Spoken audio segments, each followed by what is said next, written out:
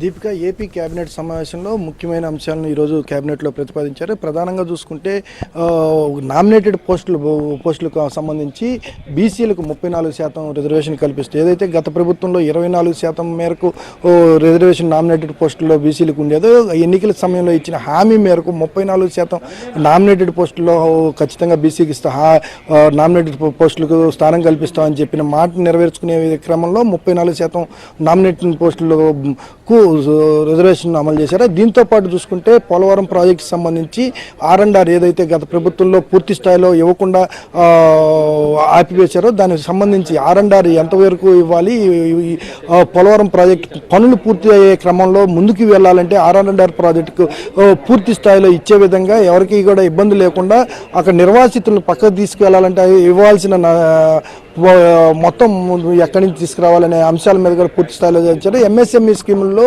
మహిళలకు కూడా ప్రాధాన్యత ఇవ్వటం, MSME స్కీముల ద్వారా పూర్తి స్థాయిలో నిరుద్యోగుల్ని వృత్తికి కల్పించాలి. ఖచ్చితంగా పట్టాదారు పాస్ పుస్తకాలు, అనాదిగా వచ్చే పట్టాదారు పాస్ పుస్తకాల్లో అనేక సవరణలు చేయాల్సిన అవసరం ఉంది. దీనికి సంబంధించి సవరణ అంశం మీద కూడా ఈరోజు క్యాబినెట్లో చర్చ జరిగింది. ప్రధానంగా చూసుకుంటే క్యాబినెట్